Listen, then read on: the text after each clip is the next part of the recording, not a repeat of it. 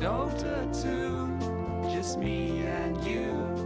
Welcome to Good Morning Purge. When you want to know all about the game, tournaments and MDL League, how heroes can protect or destroy, the ancients come toppling down. So grab yourself a bite to eat, sit down, enjoy the show. Join us on Good Morning Purge. We're talking Dota 2, just me and you. Welcome to Good Morning Purge. We're watching Dota 2, just me and you. Welcome to Good Morning Purge. We're watching Dota 2, just me and you. Welcome to Good Morning Purge.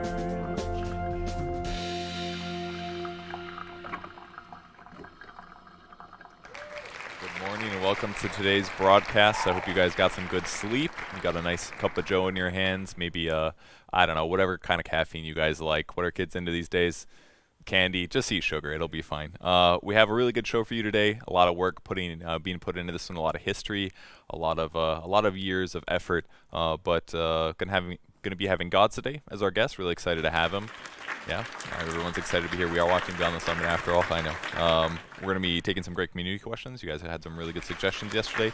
Make sure that you submit your questions for tomorrow's guest. It's going to be Fog. Tweet at with the hashtag GoodMorningPurge, and we'll comb through those little gems and bring them up tomorrow on the show.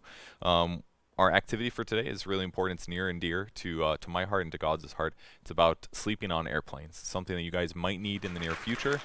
It's really important if you do travel that you get those good Z's in, and it's pretty difficult when there's basically angry monsters completely surrounding you on all sides. So we're also going to close up the day with a story once again. And most importantly, we have some really good Dota coming today. We're nearing the end of MDL, but before we get there, let's see what happened yesterday at MDL with the matches.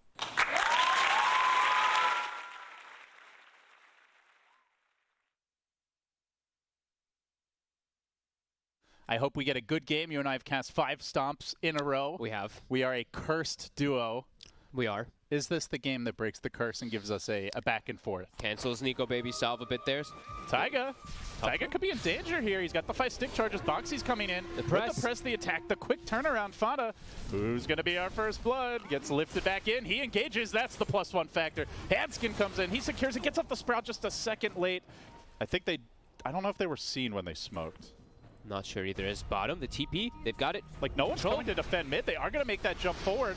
Taiga getting caught out by the Sinister Gaze, but the Hex coming through. He gets back towards safety. Nico Baby. Buzz arrive. Can they even kill the stinky Rubik? They're going to commit the Chain Frost. Everything's thrown in for this, and now Boxy's joining the fight a bit late. But he's got the... Oh, he's already used the duel, actually. So, chasing onto Limp. TP, BKB. Oh, he gets bashed. That's going to be a dead Kunkka. Limp gets off the X. Gonna X him back in. Time walks the other direction. Then he hits the 2-hero chrono. Straight onto the 2 most important heroes. He's gonna first kill off the Earthshaker. Not even gonna bother going for Nico Baby. Kill his friends, and the Morphling is helpless. He's not protected without the 4, and the GG is called. The game is won.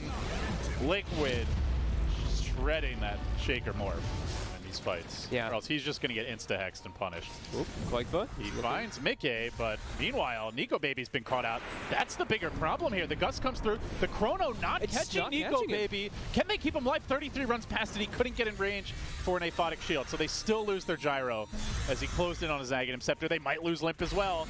They will.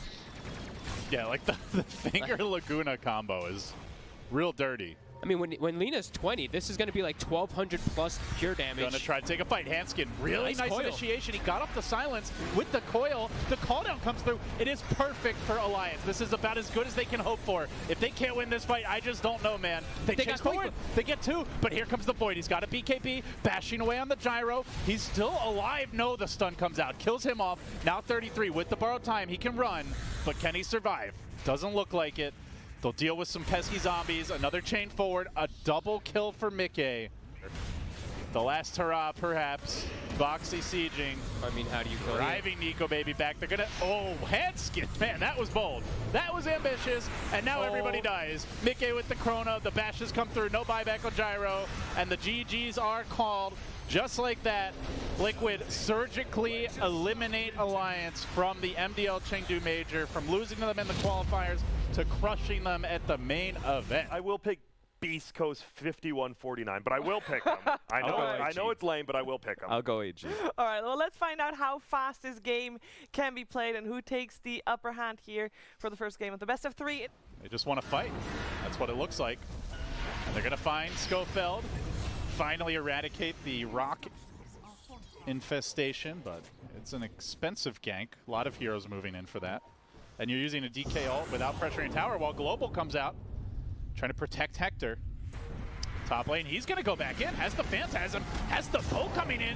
Echo Slam committed, but I don't know if you get out of this one if you're JT. Chant Totem, Oracle arriving. Can they turn it? Chris Luck's in pretty deep. Hector's quick to back off. JT staying alive for now with the help of that Oracle. He will pop at the end. Hector finds one on the side and then retreats. Yeah, he clipped him with the Ice Blast right as the false promise was wearing off and stopped that regen coming in to kill the Shaker. Unfortunately, it's still a good fight for IG. Oh. Coming in first is Emo, leap forward by JT. They converge back on Chris Luck, a nice two-hero fissure. Now the Shaker initiation, Fly getting involved, but Hector just standing strong. They don't have the damage to deal with this DK, and boy, do his illusions have the damage to deal with this DK. Emo is gonna be feeling that way as he's back to the well, dead for 2 minutes, no buyback. Hop away, little man, hop away. Fissure, stun, do what you can, but it's just not enough. The decapitation and a KO as IG once again, Morph Shaker falling short. He is not farming at his usual pace, and there's going to be more towers, Roshan. Oh, they're jumping forward. They're looking for more kills. Assassination here, cleaving through on Stinger. The epicenter turnaround, though. Is this enough? With the Veil, a fresh refraction comes down. The Bloodlust on this TA. See you later, Schofield. Next on the list is Whisper. They've got the pipe ready. They can go onto the high ground. And Beast Coast, decent chain stun. Can they bring down this TA? They pop the Aegis. BKB is pulling down a gyrocopter. Not ready just yet. Schofield gets away. Emo. His BKB is coming on the courier, I believe. No? That's not his, yeah. Oh, he doesn't have it yet. Okay. Well, he's going to back off. Gyro's a No, beast he's got it now. He's got it now. BKB with the gyro, jumping into Zemo. They'll find the kill. 3 heroes dead, and the chase is on. Kaka once more. Blinking forward, stunning up Whisper. Chain stun could come through in a moment. Burrow strike stolen, Kaka swagging, and JT following this for an additional kill. Make it 4, make it 5 with a buyback on the Chen and a dieback. They might just call this. Deciding game 3, top 6 on the line, Godz, at the first major of the year. It's a big match. And they throw a crazy curveball. Yeah. Schofield there with the lift. TA blinking in, just manning up on Kaka. BKB's the Ghost Scepter. Nice retreat, goes for the TP out. Ali and a volley of spears will fall. And they might lose Emo as well. He's trying to TP away too. Schofield didn't have another stun. Ward's getting plopped down. Someone's about to get jumped here. Who's it gonna be? It's Kaka. Schofield blinks in, he finds JT. Oh, that Legion, they'd love to finish him off first. The Glimmer Cape coming through. Chris Luck's in the neighborhood. He blinks out. He tries to hit a trap here. He's in trouble. He's completely out of the fight. They need him. Trapped. Or maybe not. Oh, he got the They got 1 kill. Oh, Can he get the win? Chris Luck. Chris Luck. That's no luck at all. Now Whisper on the run. The chain's coming through. There's no buyback for 2 minutes. Not like this, Beast Coast, and they might lose more. He's chasing forward. Emo's there with the chains. It's gone so wrong, so horribly wrong, Godz. The Lincoln saved him. Does he have to back off now? He's hitting the throne. JT, I don't know about this, man. TA's up in 10. They're going back in. TA's coming soon. Machine gun drow. They need a little help. K1, can he do it? No, he's down. 90 seconds. Throne in jeopardy. Here comes the X. Here comes the Hex. Here comes all the luck. You need it more. God! It's just not enough. JT's hitting the throne. He needs more damage. He doesn't have it. Beast Coast crumble. IG pull out the miracle. Can you believe it? I can't, LD. What the fuck just happened? Holy shit. Oh. JT just put his team on his back and delivered a hell of a show. Here we are. It's going to be EG versus Liquid. The panel's feeling EG. Are you feeling the boys in blue as well? I am a little bit. I think that Phantom Lancer is definitely a curveball, but both sides really did take a lot of curveballs here. We have 2 new heroes from Liquid that they haven't picked this tournament.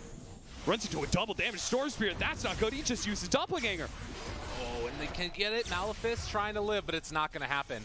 Abed is low on mana, but nobody is nearby to help out. Everybody else is dead. He just 3-shot Enigma. Himself to that next item, something to just make him feel a little bit stronger. But guess who's here yet again? Every time you think you got a safe space, it's not there for you. Dual Scepter lift up, but the silence is already coming out. And now the Will of the Wisp, that's going to be Mickey dead. Looking like they had another one in the dust as Boxy tries to run away, but Arteezy is there, Abed is there, EG is there, and Liquid are all gone. But it is feeling like even if that happens, the jump in comes, they find the black eye, looking for the black hole. It's pretty good, but there's no follow-up damage. And the BKBs get popped right as the Rolling Thunder comes through. They've got the Will of the Wisp doing all the damage to Quakefa in the world. Taiga's dead. That's no more Enigma. That's cheap. Welcome back, memers and dreamers. We're here. We're at a 1-0 with EG versus Liquid. But don't worry too much. You're not dreaming. We've already got a draft ahead of you, my friends. Oh, and Mickey in some trouble. They find the X. They're getting some TPs in. Crit is waiting already on the side. Boxy trying to play interrupt. They have the Will of the Wisp down. Mickey seeing if he can live, but it's not going to happen. And now Boxy, who was just 500 gold away from getting that Aghanim Scepter, is also going to get ran down as they have the X pull back into the Torrent. And the Earthshaker 2 will die. They're not that concerned at all. Jump in, enchant totem. Time dilation on cooldown, 6 more seconds. They have the Will of the Wisp, but the BKB is already out there. From the void, Boxy jumps into the air only to be pulled back down to ground as the buyback comes in the end there. They kill off yet another. Can they find any more? The time walk away. They can't get that kill. Another GA is out. Okay, Boxy, one last hurrah with the Echo Slam. Maybe Mickey can get 1 kill out of here, but there goes the Guardian Angel, and that just kills all the damage. This Chaos Knight feels completely neutered by this much physical damage, resistance, and straight up immunity. Man, 2-0, and it did not feel particularly close at any point. We only have 2 days left in the major, 3 BO3s tomorrow, so make sure you're here tomorrow. Why the hell wouldn't you be? And we'll see you then. Some great matches yesterday and some very hyped Dota. But before we get into some more matches, let's welcome our guest for the day. It's Godz. Welcome to the show. Hi, Kevin. How you doing? Yeah, I'm doing well. Welcome to the show. Excited to be here. Yeah, it's good to have you. Even though this is, your workplace and your business or whatever, I thank you for letting me be here. You wouldn't choose me to be on this show, is what you're saying. It's like oh, yeah, this is definitely nepotism. You probably forced your way in, right? You're like, oh, I definitely want to be on the show, right? Is that what happened? That's how it works, Okay. Yeah. Word comes on from the boss. So BTS is a very big business at this point, but, back in the day, it started as like a little tiny thing with like LD and you making sure that I couldn't sleep in the middle of the night in the house in West Covina all those years ago. Yeah, it's been a big transition. But you guys made it work. What was the formulation process like way back then? I know it was like you guys were talking online, right? But had LD moved into the house at that point, or was it earlier than that you had planned to make a studio? I think everything just kind of naturally happened, and we never had this like really set out like long-term plan. It was very much reactionary to what was going on. Dota was blowing up. It was this new big thing. We both loved the game. We're really excited about it and had this idea that we could kind of create a studio. I think at the time we had an idea of what it meant. I mean, looking back, I don't think we really necessarily knew exactly what we were doing, but we kind of just figured it out as we went. You saw what our first setups were like there. It was very janky, but we made it work. If you move too much, you're on a different camera, basically. You got to be careful across the streams. You never cross streams. We had like one small room where we tried to fit everything in. We were like doing our own production half the time. We made it work. It was a lot of fun. Some interesting nights for sure. So you said kind of like wing things as you go, basically. Would you say that you're the more forward-thinking person in the company, or would you say that's more like an LD thing? That's probably more an LD thing. I think he brings a lot more of the organization and forward-thinkingness, I guess, as you put it. So I think I'm someone who's good at kind of reacting to what's going on, willing to play things a bit more I say that too loosely. when I'm irresponsible. You played, you played some pub games with me. I'm like, these things a bit differently every now and then. Build weird items every single game. Yep. I mean, I get wanting to have a good time in Dota. I like playing different heroes, but like you're like, I'm gonna random and I'm gonna build dumb shit. Like, bad items and weird heroes is like it's tough sometimes to win those games, but you still make it work some of the time. Yes, I try not to run the company in that same way, though. I try to. Thank God, dude. Shadowblade, Desolator, Necrophos, no HP items. Those were the days, man. Wow. So yeah, we've come a long way. So well, we got some community questions for you. Hopefully these haven't been curtailed to be avoiding all the dramas. Another way you hold power over. I don't know what these questions are. I haven't seen these. Oh, sure. What are the dramas? I don't know. All right, here we go. Question from Growl_Ray on Twitter. What is the weirdest difference between life in Australia and life in America? Weirdest difference. That's a very specific word. Weirdest difference. Like it could be something like that shocked you culture-wise, or the fact that we have almost no public transportation. There's lots of that's probably the first thing that comes to mind is just getting around. Like you have to have a car in America. Like maybe not in every city. Some cities are better than others when it comes to public transport, but LA is horrific. Traffic's horrific. Everywhere is so far away from each other. There's like LA greater area is like humongous. So in Australia, it's just like you can just get around on the trams, the trains, buses, whatever. So that's a big change. I think just transportation, food as well. I think I miss the food in Australia. Oh, why? What's special about Australian food? Tastes better. Everything's fresher. Everything in America has a lot of sugar, preservatives. It's good. Like American fast food, best in the world. But as far as getting like just nice, healthy, fresh options, I think. Yeah, we don't got that shit. Yeah, that's for sure. Yeah. Unless your mom makes it for you, which it's hard when your mom's in Australia or wherever else your mom is. Okay, cool. I don't know what she is. I'm not gonna make it always.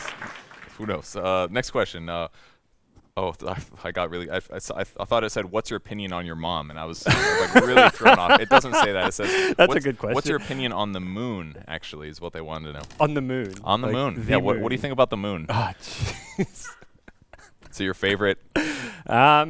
I recently hung out with someone who could tell the difference between a full moon and like the not quite full moon. I was very impressed by that. So okay, they have like perfect spatial. Are you sure they didn't just like consult the chart on their telephone? No, they could look at it and like maybe they were fooling me, but they're like, no, that's the full moon was. They could tell like it was one day off the full moon. I was just like, that looks like a full moon to me. How the hell do you tell the difference between like the 97% full moon and the 100% full moon? Maybe they just go outside on like at nighttime and look at the sky once in a while. Like see if you can see the full circle. I mean that probably what used to be like the cool thing to do at night when we didn't have lights and electricity and all that. But I think space is pretty cool. I think the moon, it's one of the closest parts of space. I'm probably less excited about the moon than the greater space, everything else out there. But so the moon's a little underwhelming in the greater context. But it's so big. It's the second brightest thing in the sky.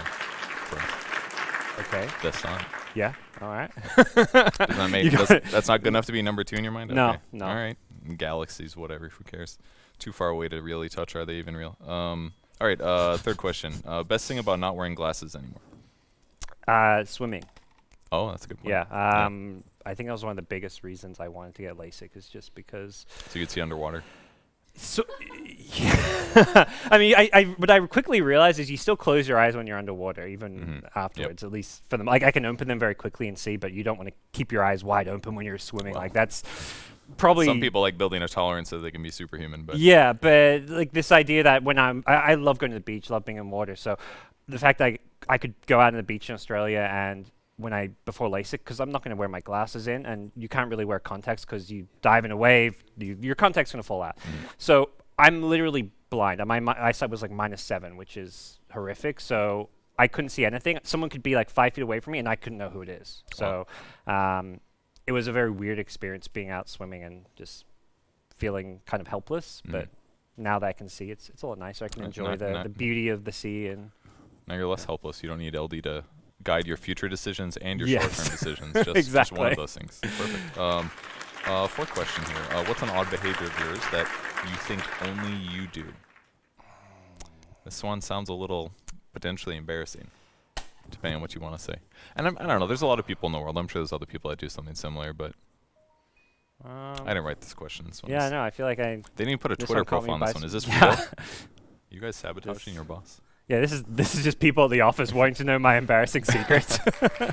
Let's slip this one You in. got any? How How about pub related? What? Like Dota Dota pub pub related. related? What's like an odd behavior that you do? What's like your favorite item that's bad but you think is kind of good?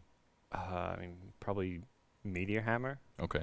I You don't got any know, like that's not embarrassing. That's it? You just buy it on any hero? Sure. Yeah. I mean, I don't know if I have any really weird things that I would do in Dota pubs. I mean, you seem to think I do some questionable stuff. You did but some weird shit in the 2012 to 2014 era, yes. It worked. It won games. It did not always work. I think when I look through my pub win rates, who I have the best win rates with, I think you're one of my highest win rate teammates. Really? Yeah. Of We're all like time? at 65, 70% together. And we haven't so played pubs in a long time. Yeah. But that was like that was like the glory days for us because we played Dota 1 for so long that we just had this massive advantage over everybody else that like pub games were kind of easy the first like 2 years. Like I wasn't pro level, of course, but like compared to the average player, it's like, oh, we can mess around a little bit. But before ranked, I guess, as well. Like there's probably a lot of people, since I know I play with and it's in ranked, so your win rate's going to be closer to 50-50. Yeah, people just try harder, assholes. Random is exactly. I just want to, random and go Shadow Blade on Necro. I miss those days. I genuinely do. Okay, well, that is going to be it for our community questions. Thanks, guys, for submitting those. If you want to submit questions for tomorrow, hashtag thank you, Purge, and hopefully we get one better than what's an odd behavior of yours. Fingers crossed. Our activity for the day, something near and dear to your heart, to my heart, traveling on airplanes. I hear that you fly a lot, probably because you're Australian and you had to go back once in a while. How often would you say you fly?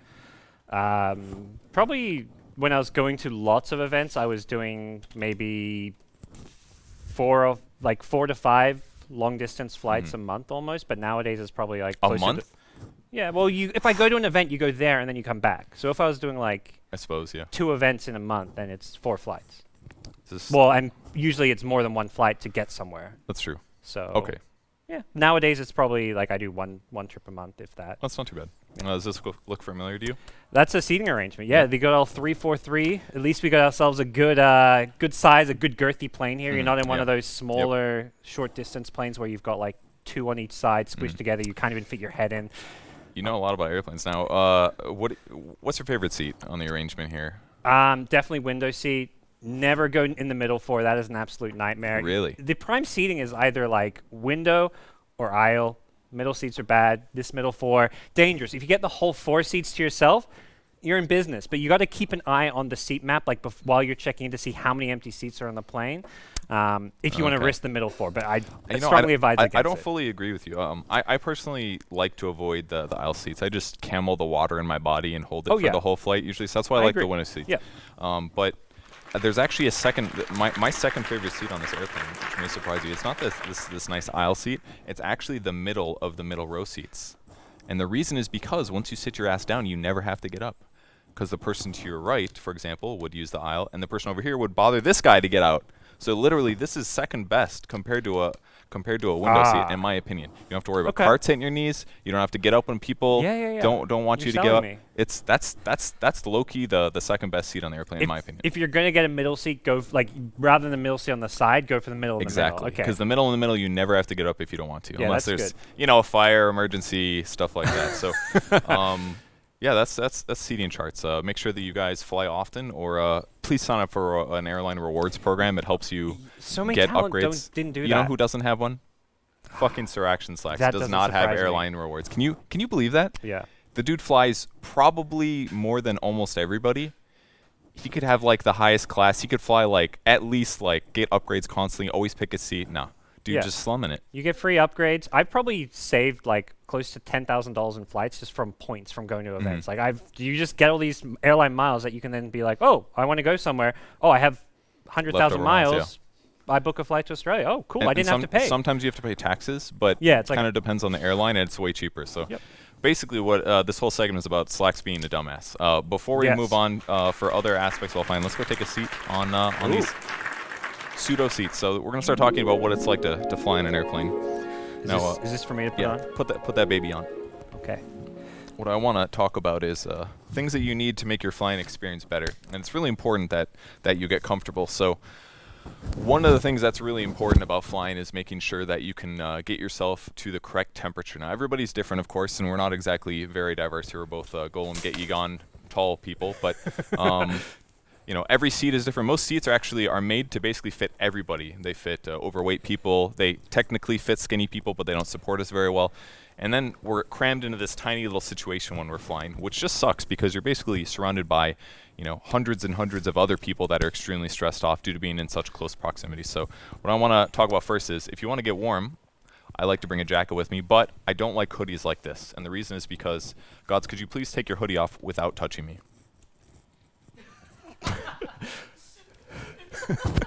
Hold on. Let me. Oh, you're really hot right now, dude. You're sweating up a storm. This is...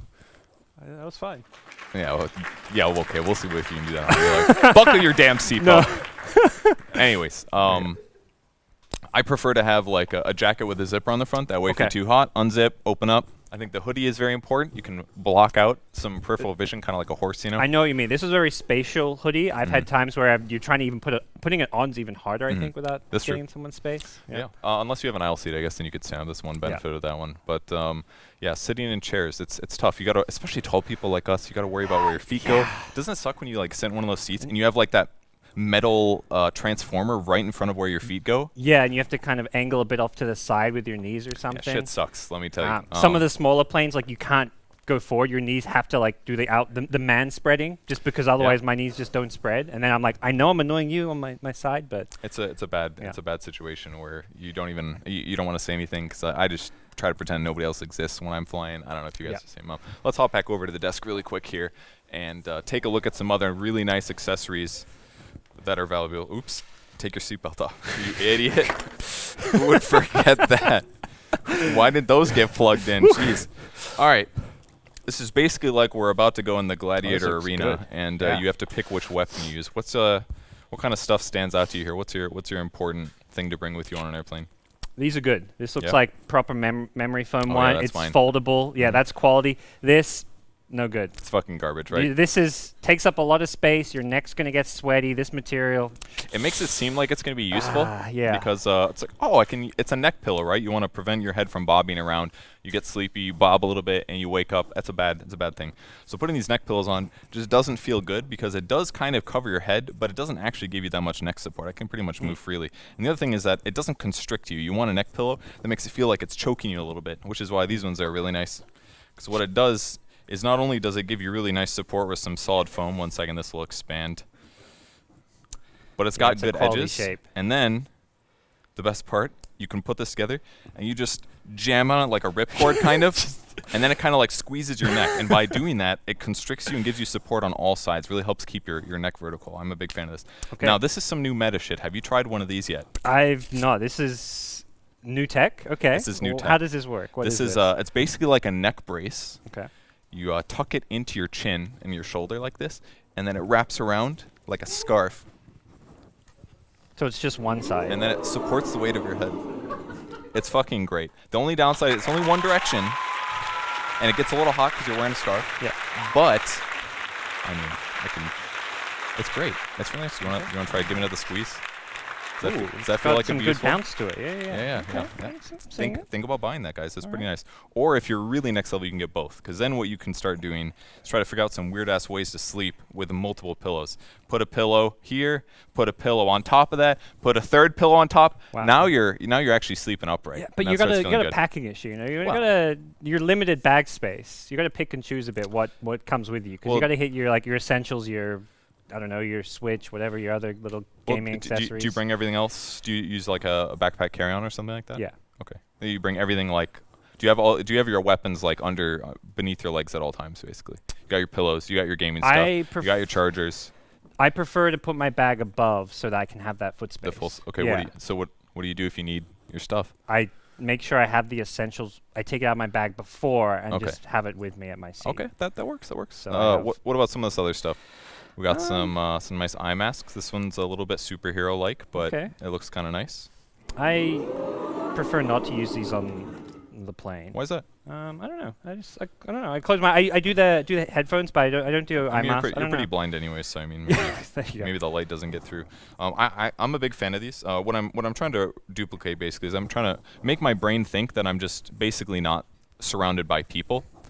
You really do look like a superhero. It's great. Can you see any light? You can see a little bit, right? Just a tiny bit.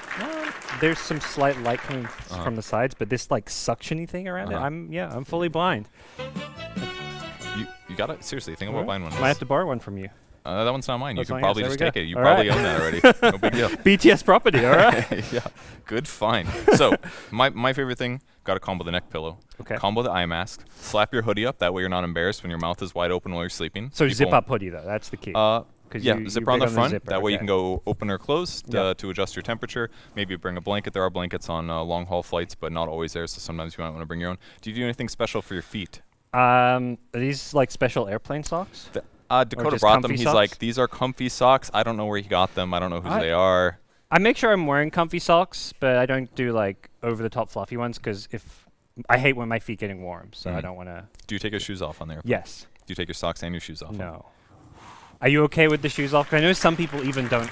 Okay with that. As long as you're wearing socks, it doesn't bother me too much. It's weird to walk around without shoes on, in my opinion. At least put some slippers on or something like that is my viewpoint. But I mean, your feet swell up when you're on an airplane due to the lower pressure, among other reasons. Worse circulation, that kind of a thing. So taking your shoes off sometimes can be kind of nice.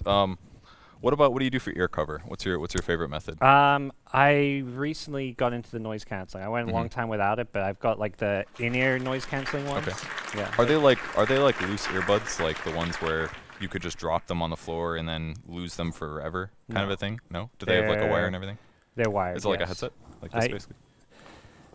Let me see what it is. It's literally not ear covering? earbuds. No, it's like wired earbuds that gotcha. have a little loop around your ear, but they go in ear rather than over ear. Gotcha. I just find those more comfy. But and then they have the noise canceling. I actually like wired on airplanes for that reason, because I don't want to worry about losing them myself, or because you're trying to sleep, you're moving all over, you're like adjusting your pillow every 5 seconds to try to make sure that you're comfy. Have you ever tried earplugs? Not on a plane. You can have these. These are earplugs. I swear by the earplugs myself. Noise canceling is great and all, but you can those things cost pennies. Slap that shit in, twist it up, jam it in your ear, not too far, and then it's just gonna block out all of the audio. Like all of the audio. Everything just gets so muffled. Like the moment you put them in, people could be talking right next to you, and it's just so much quieter. It's a really good. Can you even fucking hear me right now? Probably not. How does that feel? Imagine. Did you see that? Did you guys see that?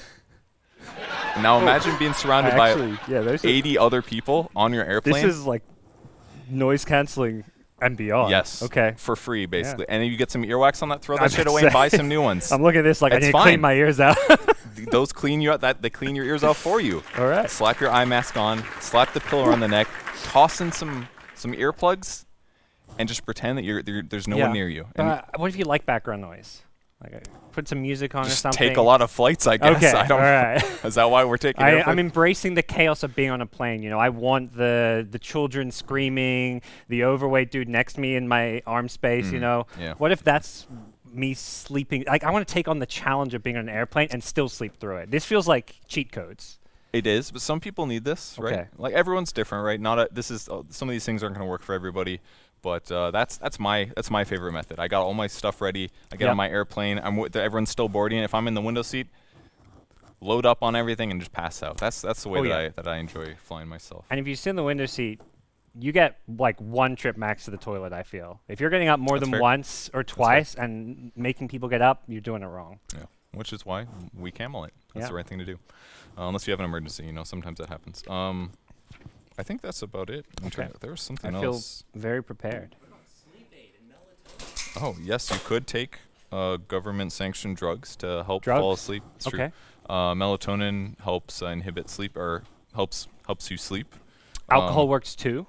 I've heard that. I like to drink before getting on the plane, and then they serve you that first meal, have a drink with it. So I'm like, 2 or 3 drinks, and then you just pass out. That's another way. Only if you're of legal age. Substitute a drink for earplugs, maybe that'll be good enough. You never know. I think that pretty much covers everything. I feel like I'm missing something, but best sleeping position, no, that's it. Get off my stage. Thank you. Thanks, Godz, for being on the show. I appreciate it. Thanks, Kevin. good luck sleeping in the future, guys, on airplanes. It's a tough thing, but you know, you gotta get used to it. With that said, let's get ready to close the show out and get ready for a great day of Dota 2. Let's read a beautiful story. Got something really special on this one. Let me tell you.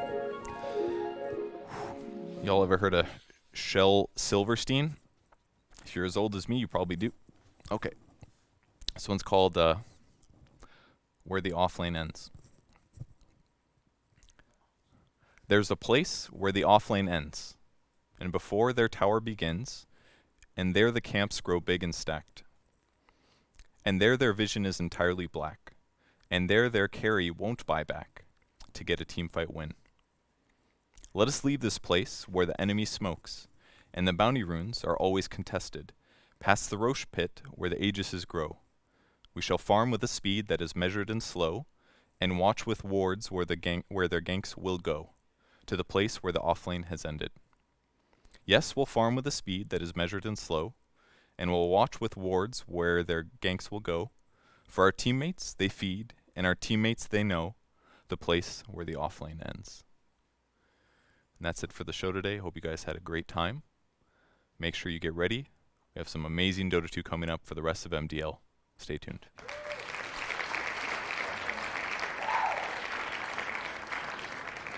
Just me and you. Welcome to Good Morning Purge. When you want to know all about the game, tournaments and MDL League, our heroes can protect or destroy. The ancients come toppling down. So grab yourself a bite to eat, sit down, enjoy the show. Join us on Good Morning Purge. We're talking Dota 2, just me and you. Welcome to Good Morning Purge. We're watching Dota 2, just me and you. Welcome to Good Morning Purge. We're watching Dota 2, just me